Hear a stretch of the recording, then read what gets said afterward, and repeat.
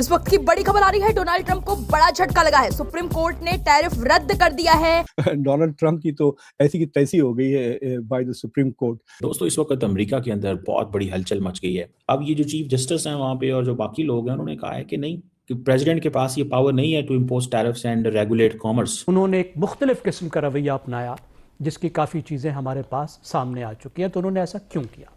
तो पहली खबर ये है कि 6-3 से सुप्रीम कोर्ट ने ये तय कर दिया है कि डोनाल्ड ट्रंप के सारे टैरिफ उन्होंने जो लगाए हैं वो अनकॉन्स्टिट्यूशनल हैं। अब जितना ज्यादा प्रॉफिट एंड लॉस स्टेटमेंट में ट्रंप जैसा कोई भी इंसान रहेगा तो वो कभी भी बैलेंस्ड डिसीजन नहीं ले पाएगा। और उन्होंने ये भी कहा कि ये जो इंटरनेशनल इमरजेंसी इकोनॉमिक पावर है, ये ऑथराइज नहीं करते प्रेसिडेंट के कि वो टैरिफ इम्पोज करें। इस फैसले के बाद दुनिया के कई देशों पर लगाए गए टैरिफ अवैध घोषित हो गए। भारत पर लगाया गया 18% रेसिप्रोकल टैरिफ भी अब मान्य नहीं रहेगा। ये फैसला ट्रंप की आर्थिक नीति के लिए बड़ा झटका माना जा रहा है, क्योंकि उन्होंने अप्रैल 2025 में राष्ट्रीय सुरक्षा का हवाला देकर कई देशों से आने वाले सामान पर भारी आयात शुल्क लगा दिए थे। इससे एक किस्म से आप कह सकते हैं डोनाल्ड ट्रंप का तख्ता उल्टा पुलट कर दिया है सुप्रीम कोर्ट ने, ऊपर नीचे। अब उनका जो टैरिफ रिजीम, उनकी सारी की सारी फॉरेन पॉलिसी इसी पे निर्भर थी कि वो टैरिफ लगाते जा रहे हैं, टैरिफ का इस्तेमाल कर कर दूसरे मुल्कों को दबा रहे थे, उनसे कंसेशंस मांग रहे थे। कि ट्रंप एक ऐसी पर्सनैलिटी है जो कि अपनी जिसे कहते हैं कि रियल लाइफ टाइम प्रोफेशन के अकॉर्डिंग आज के दिन उस पोजीशन पर नहीं है। अब इंडिया के ऊपर भी टैरिफ लगे हुए थे, तो ये जो इंडिया के ऊपर भी टैरिफ है वो क्या उड़ गए हैं। अब 18% टैरिफ उनके ऊपर भी नहीं है, पाकिस्तान के ऊपर 19% है, वो भी उड़ गया। तो इट मींस कि क्या जो पोजीशन पहले थी उस पोजीशन पे वो दोबारा चले गए। ये बड़ी सिग्निफिकेंट चीज़ है बाय द वे। अब इसका इम्पैक्ट क्या हो सकता है कि जो रिफंड होगा, बिलियंस ऑफ डॉलर्स रिफंड देने पड़ेंगे। कोर्ट के मुताबिक टैक्स और टैरिफ लगाने की शक्ति सिर्फ कांग्रेस यानी अमेरिकी संसद के पास है। पॉलिटिशियन का काम पॉलिटिक्स करना है, और वो पॉलिटिशियन, कोई भी पॉलिटिशियन जो जेन्युइन पॉलिटिशियन होगा, वो हर चीज के प्रॉस एंड कॉन्स को कैलकुलेट करने के बाद हर चीज को सोच समझ के डिस्कस करेगा या आगे बढ़ेगा। लेकिन प्रॉब्लम ये है कि हर के सोच समझ के आगे बढ़ेगा, लेकिन ट्रंप जो है उसके लिए कोई भी काम, कोई भी डील, मतलब कोई भी डिसीजन एक प्रॉफिट एंड लॉस स्टेटमेंट होता है। यूरोप के ऊपर लगा दी, कनाडा मेक्सिको के साथ जो डील थी उसको भी तबाह कर दिया। भारत के ऊपर तो आप लोगों को पता ही है किस तरह से उन्होंने बात की। कल भी वो कह रहे थे कि मैं 200% टैरिफ की धमकी दे के इंडिया और पाकिस्तान के बीच में जो जंग है उसे रोक दिया। इस तरह के वो बातें कर रहे थे। ग्लोबल ट्रेड इम्पैक्ट हुई है, American consumer, American businessman, economic markets. तो ये बेसिकली एक क्राइसिस पैदा हुआ है। This is a crisis because Trump one way operate कर रहा था, सुप्रीम कोर्ट ने आके उसको खत्म कर दिया और 6-3 के साथ। तो अब डोनाल्ड ट्रंप के लिए एक बहुत ही डोमेस्टिक केओस पैदा हो जाएगा। ऑलरेडी हजारों कंपनीज उनके ऊपर केसेस करना शुरू कर दिए कि हमने जो जो टैरिफ दिए हैं उसे फौरन वापस करो।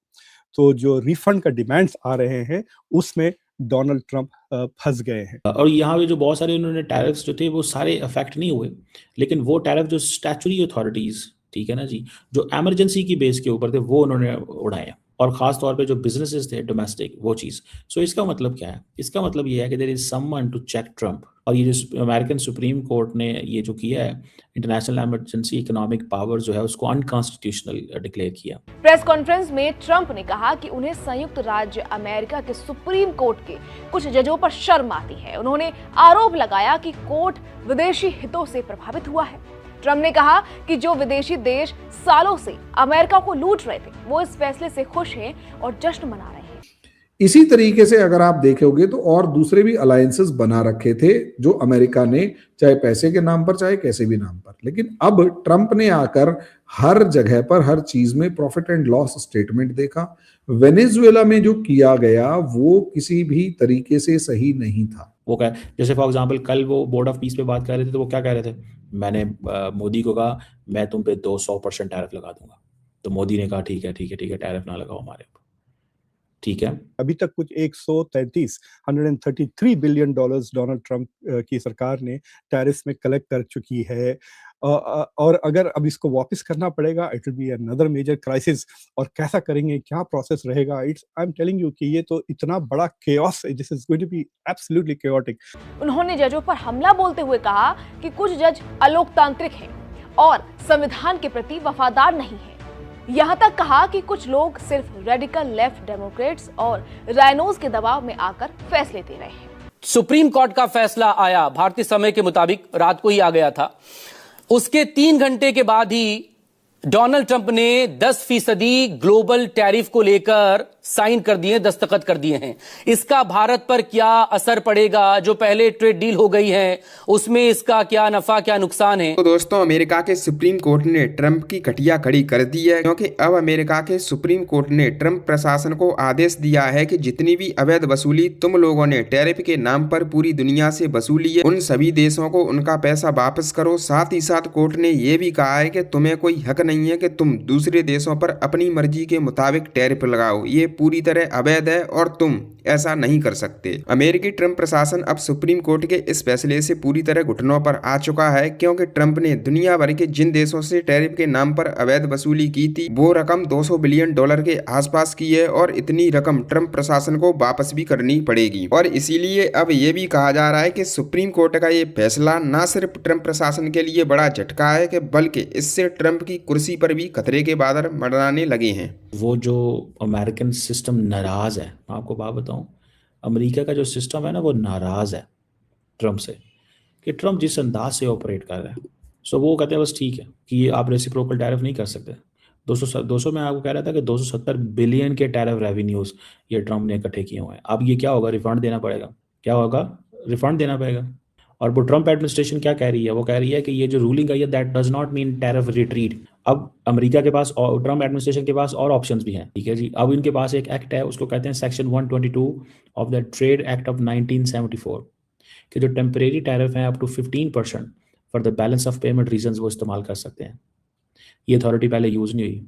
International emergency economic powers act नाम का IEEPA था, तो वो IEEPA के तहत डोनाल्ड ट्रंप ने ये सारे टैरिफ लगाए थे। उन्होंने कहा कि अमेरिका का जो ट्रेड डेफिसिट है वो एक इमरजेंसी है, इकोनॉमिक इमरजेंसी है, इसलिए मैं ये सारे टैरिफ लगा। ये उनकी लीगल जस्टिफिकेशन थी जो उन्होंने पॉलिसीज बनाए थे टैरिफ के। अब सुप्रीम कोर्ट कह रहा है कि ये आपने गलत इस्तेमाल किया ये लॉ का। आपको कांग्रेस ने इतनी बड़ी एक एजेंडा बनाने का, रिजीम बनाने की सूरत हाल नहीं दिया था। छोटे मोटे चीज जैसा कि ईरान पे सैंक्शंस लग गए, रशिया पे सैंक्शंस लग रहे यूक्रेन की वॉर के बाद, उस तरह इस्तेमाल करना था इस लॉ को। डोनाल्ड ट्रंप ने इसका बिल्कुल ही गलत एज अ पॉलिसी इंस्ट्रूमेंट की तरह इस्तेमाल किया, but it was supposed to be a small remedy to a limited problem. तो अब ये होगा कि देयर आर अदर सोर्सेस। 3 ऐसे सोर्सेस है जो इससे पहले भी स्कॉट बेसेंट ने भी कहा है। For example 232